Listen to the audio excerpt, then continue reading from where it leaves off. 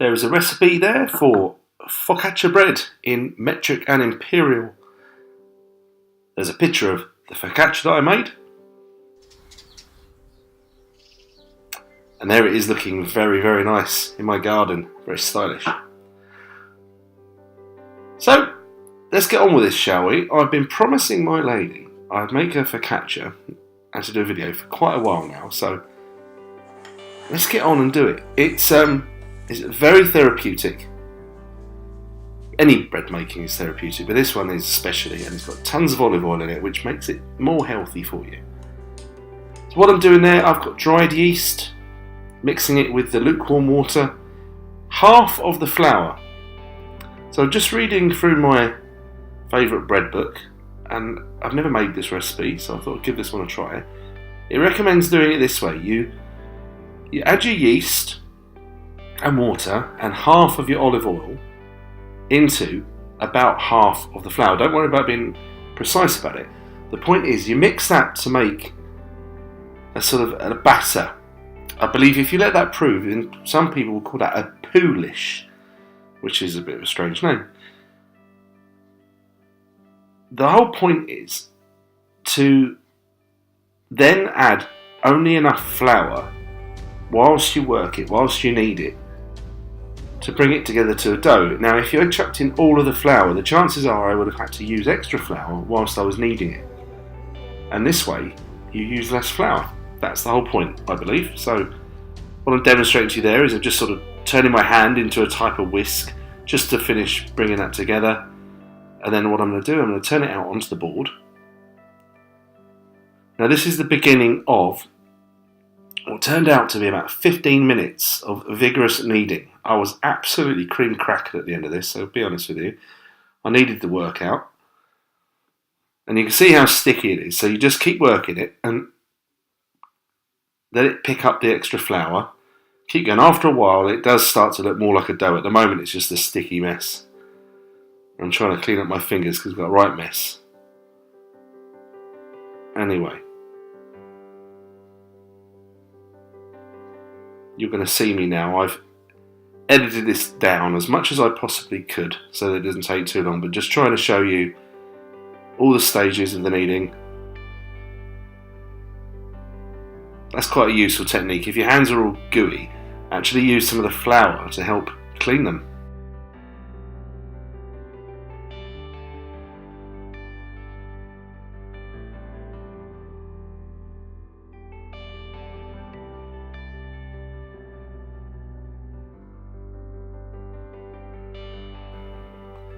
The basic technique for kneading is pulling it back over and then roll it out again.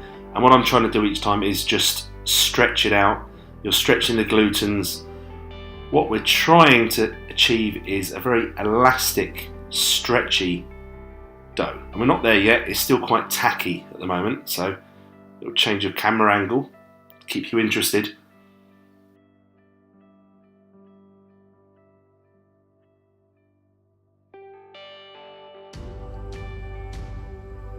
If, of course, you have a mixing machine with a dough hook, by all means, do this in that. Save yourself an awful lot of stress. And you might want to just do a 5 minutes afterwards at the end just to finish it. But mine's not working very well. The dough hook doesn't work. So anyway, I'm getting nearly there. I was showing you a minute ago. I was stretching it out and you can see it wasn't quite there. It wasn't quite elastic enough for me yet. So we'll keep going. Now that's just about acceptable. You could go with it there, but I was being just a bit fussier, so I want to keep going. And you can see how much flour is left. That was from the 500 grams measured out. And actually, I'd say I probably put back in the packet between 50 and 100 grams. So that was interesting. I'll definitely use that technique in the future when I'm doing bread. We really are nearly there. Just one more camera angle change. Getting carried away with this video production now. Here we go. I'm forming it into a ball because it makes me feel good. And there you go. You can see how it's springy, it is bouncing back. That is a thoroughly well kneaded dough. It now needs to prove extra olive oil, not from the recipe. That's just to grease the bowl so it doesn't stick. Pop your dough in, turn it around a couple of times, make sure it's all coated. That'll stop it from drying out. You don't want it to get a crust because that will prevent it from proving. I use cling film. Most old-fashioned recipes say put a damp cloth over it, but there you go. Cling film works just as well. That has had about between 30 and 40 minutes. It will depend on how the temperature is where you're proving it. But as long as your yeast is alive still, it will prove to that size. That was about doubled. Here we go. So I'm using another good amount of the olive oil. It's not really kneading at this stage. What we're doing, spreading it out, and we're going to do a series of folds. A bit like when you laminate pastry, like say puff pastry. That's what I'm doing here. So fold it to a third, and then the other half, and then there we go. That over, and that over. Well, you saw me do it. That has got to prove again now. So back into the bowl. Another half an hour, or however long it will need to double in size again. So I forgot to mention earlier, if you're going to make focaccia, make sure you take the day off. But it is worth it. Right, so more of the olive oil, just retaining just a little bit for the top. Thoroughly grease your baking tray, whatever it is you decide to make your focaccia on. I like to also sprinkle a little bit of salt in there. Why shouldn't the bottom have a bit of salt as well? And here we go. So, doubled in size again.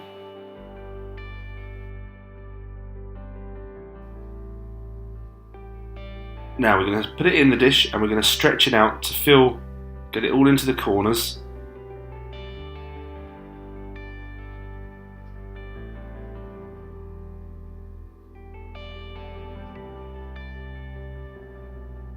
That's the last of the olive oil from the recipe. I use more later on. So the recipe, I believe, says 100 millilitres. You'll actually probably in total need about 150 millilitres for this dough. That has to prove again now. And in fact, I got so bored, I ended up coming back the next day. So I left it in my fridge to carry on proving. You can see the change of light. It's proved. I've let it get back up to room temperature, making some deep pocket holes with your fingers, as you can see. Incredibly satisfying. That is the most satisfying job I can imagine in a kitchen. Now some extra flavour, more olive oil, of course. So now we're just completely winging it with the olive oil. I think that's what makes focaccia so absolutely delicious.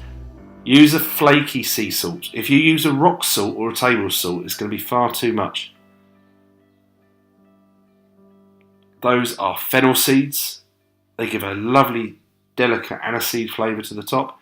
Again, all of these toppings are optional. Well, the olive oil and the salt is compulsory. If you don't use those, I'm not sure we can carry on. But the rosemary, which I'm putting on now, and the fennel, it's optional. You could put some caraway seeds, cumin seeds. Freestyle it. Go with what you fancy. Now, because I put all the dents in it, I have obviously knocked back the air a bit. You could go straight to the hot oven, but I've decided I want to give that just 10 more minutes just to recover a little bit from the indentations with my fingers. And now that is going to go in the oven.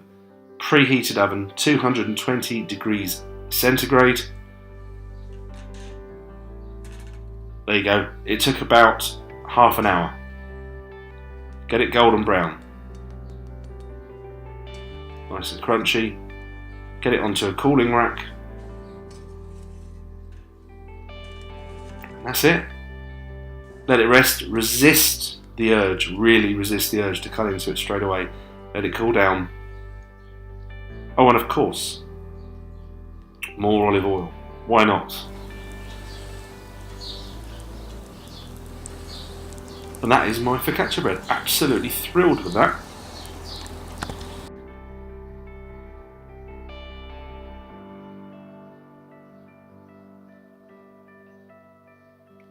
Traditionally, you cut focaccia into squares, do whatever you want with it. I also made some dips, which the recipes will be coming very soon to this channel. I made some hummus and I made a classic romesco sauce as well. And I thought they would go absolutely beautifully with this focaccia. So there's the hummus and there's the romesco. Very happy indeed. So thank you again for watching Uncle Matt's cookery lessons. I hope you give this one a go. Let me know in the comments any questions you have. I'll be happy to talk to you there. Don't forget to like, subscribe, share it with your friends. All of that stuff. That'd be brilliant. I really appreciate it. Anyway, thanks ever so much. Bye.